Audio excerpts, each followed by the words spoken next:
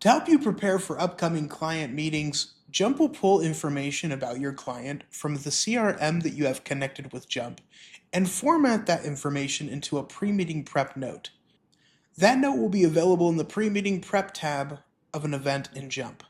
Jump searches in your CRM for the answers to specific questions like what are the client's goals and what matters to them, who's the household, and some suggested conversation starters.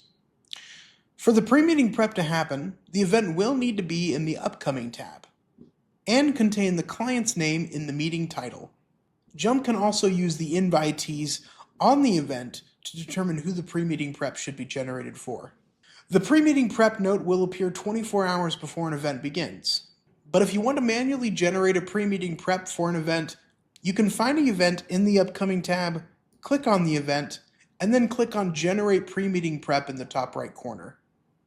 If the pre-meeting prep has already been processed, you can generate the pre-meeting prep again by clicking on Regenerate for different contacts.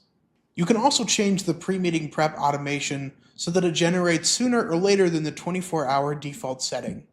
To do this, navigate to the User Settings portion of Jump, then go over to the Automations tab, and look for the automation that says Pre-meeting Prep under the When This Happens list.